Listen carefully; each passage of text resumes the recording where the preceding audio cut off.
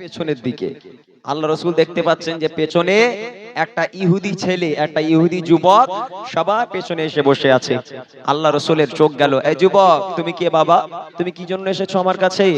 তুমি কি কলমা পড়বে, মুসলমান হবে? ছেলেটা বলছে, না হে মুহাম্মদ, তোমার উপর কলমা পড়তে আসিনি। তাহলে কেন এসেছো? না তোমার কথা শুনতে ভালো লাগছিল তাই বসে বসে তোমার কথা শুনছি, তোমার উপর কলমা আমি পড়তে পারবো না। আল্লাহ রাসূল মুচকি হাসি দিল। এই যে মুচকি হাসি দিল আল্লাহ রাসূল, আর যে কোনো কথা বলল না, ওই ইহুদি যুবক এই মুচকি হাসি থেকে আজকে সেই যুবক কত দূর পর্যন্ত চলে যাবে, আমার এই নবীর হাসিটুকু নিয়ে সেই যুবক কত দূর পর্যন্ত চলে যাচ্ছে, একবার মনোযোগ দিয়ে গজলটি শুনবেন তাহলে বুঝতে পারবেন আমার নবী পাকের চেহারা কেমন ছিল, আমার নবী পাকের মুচকি হাসি কেমন ছিল, আমার নবী পাক মানুষের সঙ্গে কেমন ব্যবহার করতো। কবি ছন্দের মাধ্যমে লিখছে, শুনবেন। নূর চেহারা মায়াতে ভরা,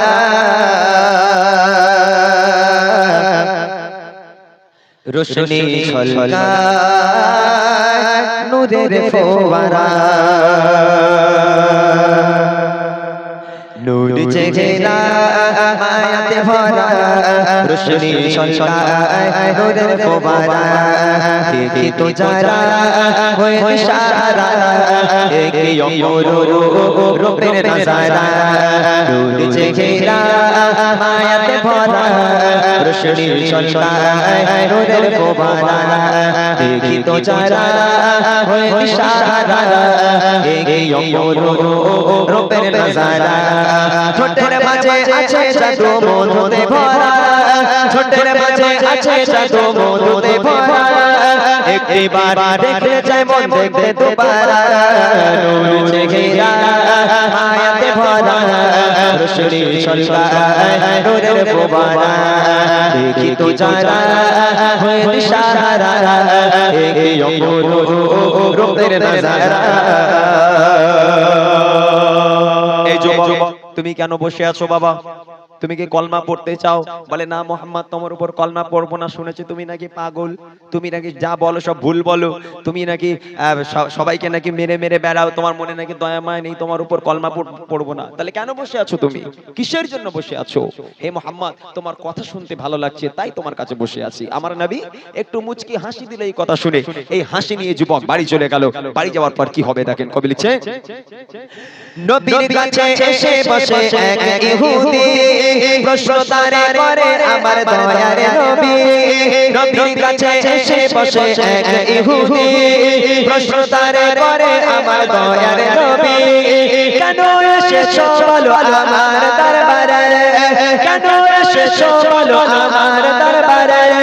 তাকিয়াছো কেন এমন মায়ার নজরে, আনবে কি ঈমান পড়বে কলেমা, আনবে কি ঈমান পড়বে কলেমা।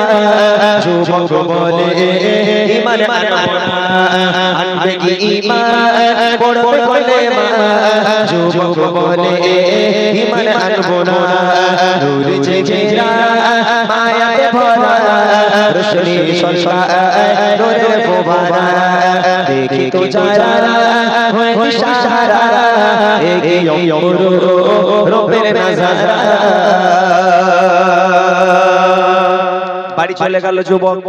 খেতে যাচ্ছে নবীর হাসি মনে পড়ে, শুতে যায় নবীর হাসি মনে পড়ে, গোসল করতে যায় নবীর হাসি মনে পড়ে, যেখানে যেখানে ঘুরে বেড়ায় শুধু নবীর হাসিটাই মনে পড়ে।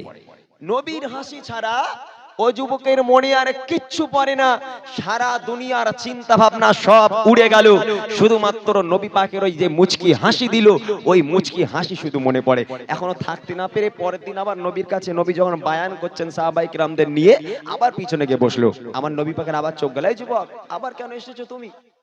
তুমি বললে কলমা পড়বে না, আমার উপর ঈমান আনবে না, তা আবার কেন এলে? সামনে এলো আস্তে আস্তে, হে আল্লাহর পয়গম্বর, বড় বিপদে পড়ে গেছি। কি বিপদ? বলে, আপনি যে কালকে একটু মুচকি হাসি দিয়েছিলেন, আপনার এই মুচকি হাসি নিয়ে তো বাড়ি গেলাম, তা যেখানেই যাই আপনার শুধু হাসি মনে পড়ে। ইয়া রাসূলুল্লাহ, আমি না আপনাকে ছেড়ে থাকতে পারছি না, তা আমি আপনার উপর কলমা পড়তে চাই, মুসলমান হতে চাই। আমার নবী পাক মুচকি হাসি দিয়ে বলল, আলহামদুলিল্লাহ। তখন যুবক বলছে, ইয়া রাসূলুল্লাহ, আমি কলমা পড়বো বটে, তবে আমার একটা শর্ত আছে। কি শর্ত? কলমা পড়তে গেলে আবার কি শর্ত লাগে? বলে, ইয়া রাসূলুল্লাহ, আমি কলমা পড়বো তবে নামাজ পড়বো না। আমি কলমা পড়বো তবে নামাজ পড়বো না। এই যারা এমনি মুসলমান আছে না অনেক, যারা নামে মুসলমান কিন্তু নামাজ পড়ে না, তাই এই ইহুদি যুবক এ বলছে ইয়া রাসূলুল্লাহ আমি তো কলমা পড়বো কিন্তু আমি নামাজ পড়বো না, নামাজ পড়তে আমার ভালো লাগে না। আমার নবী পাক বলছে বলে ঠিক আছে যাও, তোমার নামাজ পড়া লাগবে না, তুমি আমার হাতে হাত দাও, কলমা পড়ো, মুসলমান হয়ে চলে যাও, তোমার নামাজ পড়া লাগবে না। যুবক আল্লাহ রাসূলের কাছে ওয়াদা করে গেল নামাজ পড়বে না, ঈমান নিয়ে কলমা পড়ে বাড়ি চলে গেল। তারপর দেখেন বলে আবার যুবক এসে নবীর কাছে আপনাছে গারাটা আমার হৃদয়ে ভাসে। বলে আবার যুবক এসে নবীর কাছে আপনাছে গারাটা আমার হৃদয়ে ভাসে। যেদিকে তাকাই শুধু আপনারই ওই ছবি, যেদিকে তাকাই শুধু আপনারই ওই ছবি, আপনি ছাড়া যেন মনে হয় হাজার ছবি। আনিব ঈমান পড়ব কলেমা, আনিব ঈমান পড়ব কলেমা, তবে আমি নামাজ পড়ব না। আনিব ঈমান পড়ব কলেমা, তবে আমি নামাজ পড়ব না। ঠোঁটের মাঝে আছে জাদু মধুতে ভরা, ঠোঁটের মাঝে আছে জাদু মধুতে ভরা, একটিবার দেখলে যায় মন দেখতে দুবারা। নূর জেগে যায় মায়াতে ভরা, রোশনি ছলকায় নূরের ফোয়ারা। দেখি তো যারা হয়ে ইশারা, এই অপরূপ রূপের নজারা। এইবারে দেখেন আল্লাহ রাসূলের কাছে বলেছিল নামাজ পড়বো না, এখন আজানের সময় হয়ে গেল, ওই মসজিদের ধারে এক জায়গায় চুপচাপ বসে আছে, আর ওর সামনে থেকে সারা সাহাবারা সব মসজিদের মধ্যে চলে যায়। ভালো করে শুনবেন, সাহাবারা সব একের পর এক মসজিদের মধ্যে চলে যায়, মসজিদে ঢুকে যায়। ও শুধু তাকিয়ে তাকিয়ে দেখে, যে যাচ্ছে সামনেতে সব মসজিদে ঢুকে যাচ্ছে, পুরো এলাকা ফাঁকা, এলাকায় আর কেউ নেই, শুধু ওই একাই রাস্তায় বসে আছে। এখন ও যখন একা বাইরে বসে থাকবে আর সবাই যখন মসজিদে ঢুকে যাবে, তো ও কি আর বাইরে বসে থাকতে ভালো লাগবে? বোরিং লাগবে। দেখছে পুরো এলাকা ফাঁকা, কেউ নেই, সব মসজিদে নামাজ পড়তে গেছে, আর ও বাইরে একা বসে আছে। থাকতে না পেরে পরদিন আবার নবীর কাছে গেল, এই যুবক কি ব্যাপার, আবার আজকে কি হয়েছে তোমার? বলে ইয়া রাসূলুল্লাহ বিপদে পড়ে এসেছি। কেন, কি হয়েছে? বলে ইয়া রাসূলুল্লাহ আমি তো বলে গেছিলাম নামাজ পড়বো না, তা সবাই তো মসজিদে চলে যায়, বাইরে কেউ থাকে না, আমি একাই থাকি, তা আমি একাই বা বাইরে থেকে কি করবো? আজ থেকে আমিও নামাজ পড়বো, আজ থেকে আমিও নামাজ পড়বো। আল্লাহ রাসূল বলছে আলহামদুলিল্লাহ, ভালো, সাহাবায়ে কেরামদের সঙ্গে মসজিদে যাবে। বলে ইয়া রাসূলুল্লাহ একটা শর্ত আছে আমার। বলে আবার তোমার কি শর্ত? বলে ইয়া রাসূলুল্লাহ আমি নামাজ পড়বো, তবে ওযু করবো না, ওযু করতে আমার ভালো লাগে না। আল্লাহ রাসূল মনে মনে করছে কোন পাগলা আজকের কলমা পড়ালাম, তাই না? প্রথম বললো কলমা পড়বো নামাজ পড়বো না, এখন বলছে নামাজ পড়বো ওযু করবো না। আল্লাহ রাসূল তাও মেনে নিল, মুচকি হাসি দিয়ে বলল ঠিক আছে যাও, তুমি মসজিদে চলে যাবে, তোমার ওযুর দরকার নেই, তুমি বিনা ওযুতে নামাজ পড়বে। ওই সময় ওই যুবক চলে গেল, সবার আগে মসজিদ নববী শরীফে যাওয়ার জন্য রাস্তায় রওনা দিয়েছে, মসজিদ নববী শরীফে যাবে। তারপর দেখেন কি হয়, পুনরায় এসে আবার বলে ওই যুবক একা একা লাগে যখন নামাজে যায় সব। পুনরায় এসে আবার বলে ওই যুবক একা একা লাগে যখন নামাজে যায় সব। যাবো আমি পড়তে নামাজ সবারই সাথে, যাবো আমি পড়তে নামাজ সবারই সাথে, তবে আমার ছোট একটা শর্ত আছে, পড়িব নামাজ ওযু করব না, নামাজ ওযু করব না, ওযু করতে ভালো লাগে না, পড়িব নামাজ ওযু করব না, ওযু করতে ভালো লাগে না। নিচে গেরা মায়াতে ভরা, রোশনি চমকায় নূরের ফোয়ারা। দেখি তো যারা হয়ে ইশারা, এই অপরূপ রূপের নজারা। ঠোঁটের মাঝে আছে জাদু মধুতে ভরা, ঠোঁটের মাঝে আছে জাদু মধুতে ভরা, একটিবার দেখে যায় মন দেখতে দুবারা। নূর জেগে মায়াতে ভরা, রোশনি ছলকায় নূরের ফোয়ারা। দেখি তো যারা হয়ে ইশারা, এই অপরূপ রূপের নজারা। মসজিদ নববী শরীফে চলে গেল, এখন মসজিদের গেটে যেই পা রাখলো, মানে মসজিদের ওঠার যেই মেন গেটে যখন পা রাখলো, ওই যুবক দেখছে হযরতে আলী ওযু করছে। ও যুবক বলেছে আমি ওযু করব না, বিনা ওযুতে নামাজ পড়াবো।